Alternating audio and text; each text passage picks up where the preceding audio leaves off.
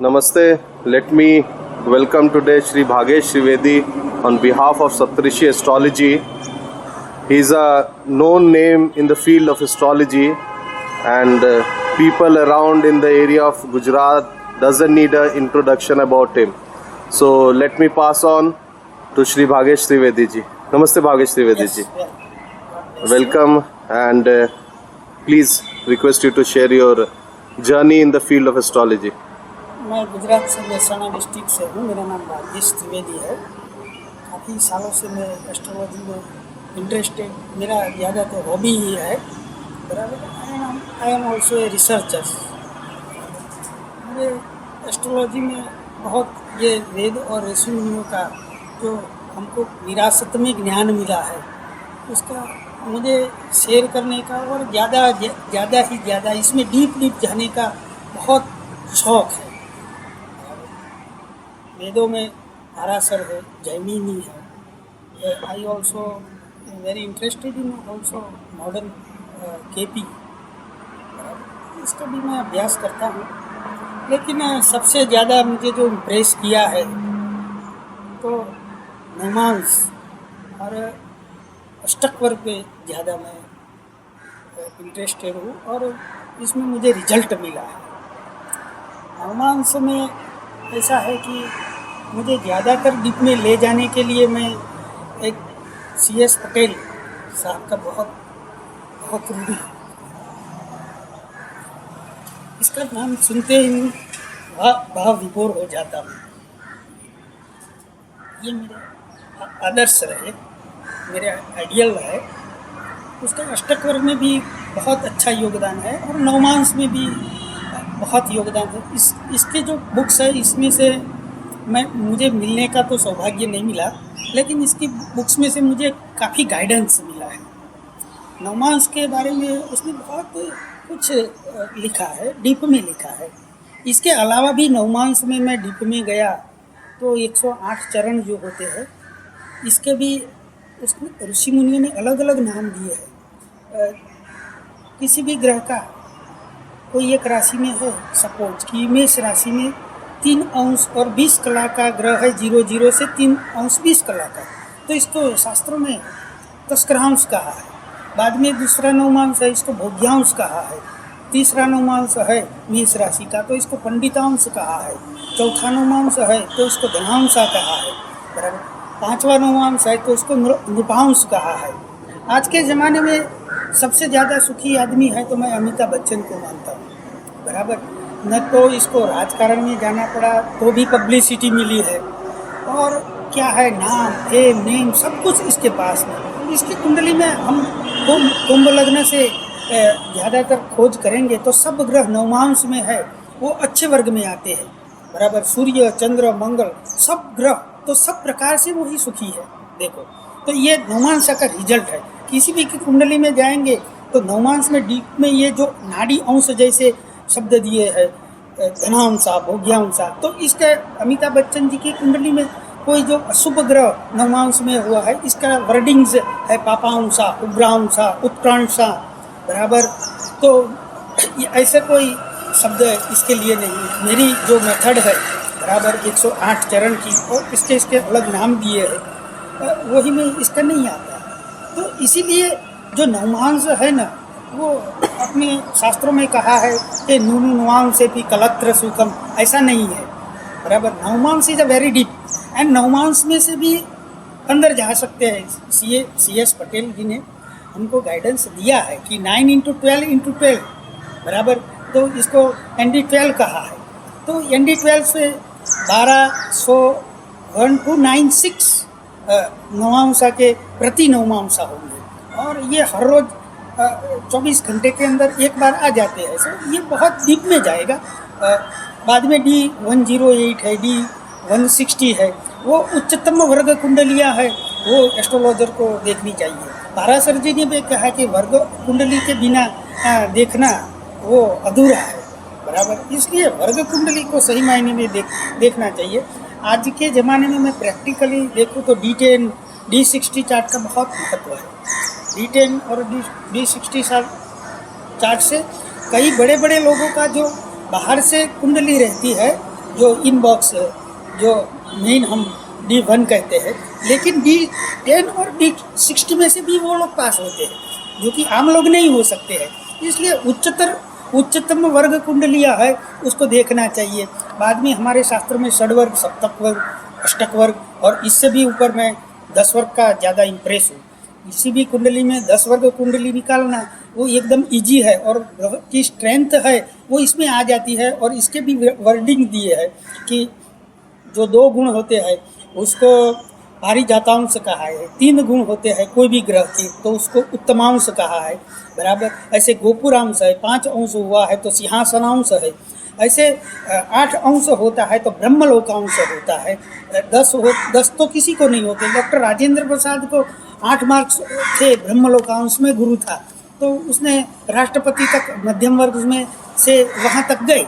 तो ये 10 वर्ग कुंडली में कोई भी कुंडली का जो है स्ट्रेंथ, बल निकालना, वो ज़्यादातर ज्योतिषी इसकी अष्टमंजस में रहते हैं, बराबर। कि षड्वर्ग में देखूँ लेकिन इसमें ऐसा हो गया ऐसा, लेकिन षड्वर्ग से ऊपर सप्तक वर्ग है। सप्तक वर्ग से भी CS पटेल ने तो अष्टक वर्ग की महिमा गाई है, लेकिन मैंने जो मेरे एक्सपीरियंस से देखा ना तो 10 वर्ग में बहुत अच्छा रिजल्ट है कि किसी भी कुंडली में आमतौर पर बहुत मेहनत करने के बाद भी कोई ग्रह शुभ है या अशुभ है वो जज नहीं कर पाते हैं, बराबर। ये 10 वर्ग मेथड है वो बहुत ईजी है, बराबर। बाद में अभी शास्त्रों में कई लोगों को रिसर्च करना बाकी है। अब तक ज़माने में लोग D60 चार्ट तक ही गए हैं। D60 चार्ट में क्या है कि 1 अंश के 60 डिवाइडेशन है और ये जन्म कुंडली का है, बराबर, D60। लेकिन जन्म कुंडली के हिसाब से हमारे ये कलयुग में तो चंद्र का ही प्रभाव है, चंद्र मन का कारक है। तो वो भी फल दीपिका में लिखा है, चंद्र एक नक्षत्र में 13 अंश 20 कला का हो गया, तो इसका भी 60 डिवाइडेशन किया है। तो जो राशि का D60 डिवाइडेशन है, इससे नक्षत्र का D60 वेरी माइक्रो, और इसमें सब इसका फलादेश भी किया है। और ये चंद्र की कलाएँ है, इसलिए चंद्र से डिवाइडेशन है, इसलिए चंद्र क्रियादि, चंद्र अवस्था और चंद्र बेला, इसके D60 में एक नक्षत्र का 60 डिवाइडेशन होगा। बाद में चंद्र अवस्था में 360 डिवाइडेशन होगा, बराबर। और बाहर से चंद्र अवस्था आएगी और इसका फलादेश बहुत गहरे मायने में मंत्रेश्वर ने किया है, बराबर। तो इसका सही मायने में अभ्यास करके प्रिडिक्शन में हम लोग ये ऋषि मुनियों का दिया हुआ शास्त्र, हम तो इसके पुत्र हैं तो इसको फायदा उठाना चाहिए, हमारी ये विरासत है। अष्टक वर्ग के बारे में क्या मैं कहूँ, इसका रिजल्ट बहुत अच्छा है, लेकिन क्या इसमें डिटेल में जाना पड़ता है। वैसे इजी भी आप गोचर से और ये कोई इवेंट्स भी प्रेडिक्ट कर सकते हैं। सपोज कि इंदिरा गांधी की कुंडली में उसका फादर का डेथ देखना है, बराबर, तो सूर्य का शोध्य पिंड है वो 125 है, बराबर।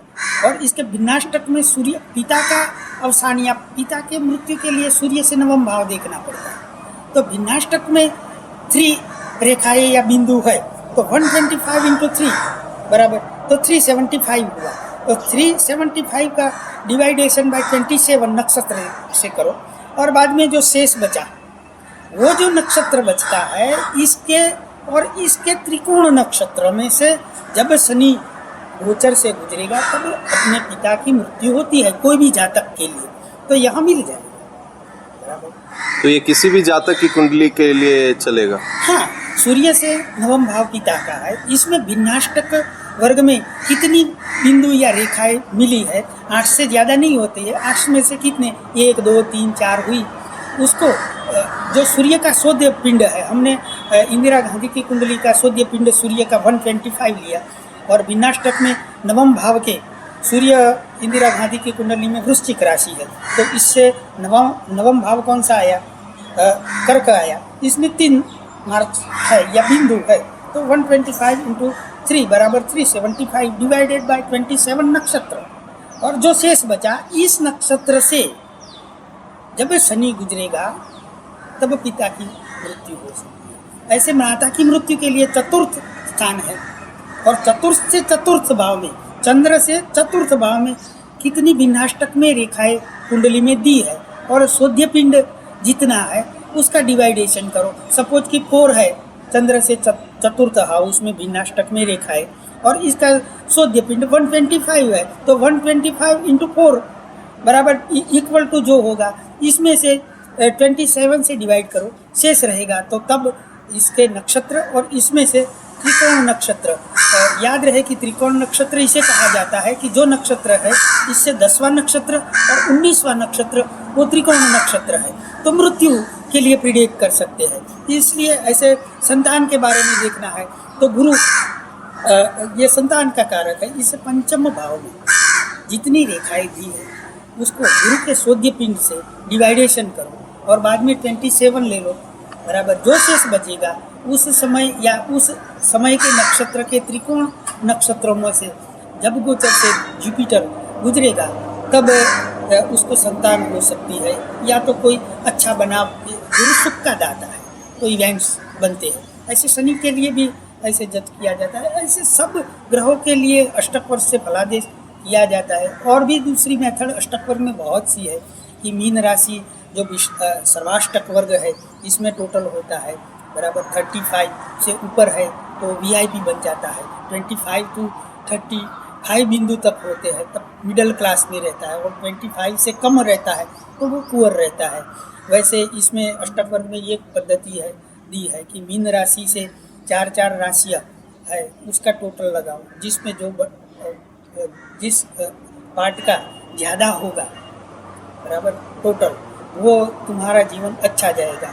मीन राशि से मीन, मेष, वृषभ और मिथुन 4 राशि का सर्वाष्टक में टोटल लगाओ, बाद में 4 राशि लो, तो पहली मीन का वो बचपन होगा, बाद में मिडिल क्लास आएगा और अंतिम अवस्था आएगी। तो आप जज कर सकते हैं इससे कि तुम्हारी अवस्था कौन सी अच्छी जाएगी। ऐसे उसको 4 अष्टक वर्ग में दिए है कि बंधु, पोषक, सेवक, ऐसे 4 वर्ग दिए हैं। इसमें जो पोषक वर्ग का जो होता है तो आदमी क्या है नौकरी करता है, बंधु का है तो स्वतंत्र व्यवसाय करता है, जिसका जो पार्ट का टोटल ज़्यादा है वैसे। तो अष्टक वर्ग में बहुत अच्छी अच्छी पद्धतियाँ हैं कि जो मैथमेटिक्स है इसके जो जवाब मिलता है ना वो सही मायने में प्रिडिक्शन होता है बराबर। तो ये अष्टक वर्ग और नवमान से you can calculate it very truly बराबर। इसलिए ये नवमान से गणित से तुम साइंटिफिकली कैलकुलेशन कर सकते हो कि ये इवेंट्स ऐसे बनेगा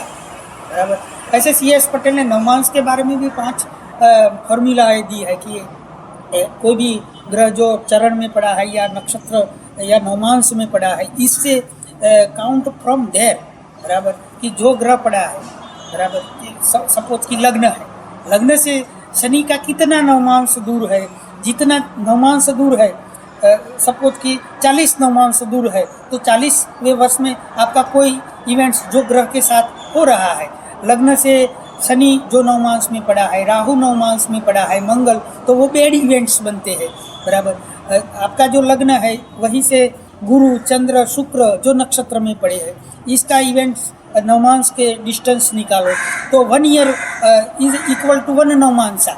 इस ऐसे कैलकुलेशन करो। और एक जोड़ियाक से भी 00 से भी तुम्हारा नवमांश कितने दूर है।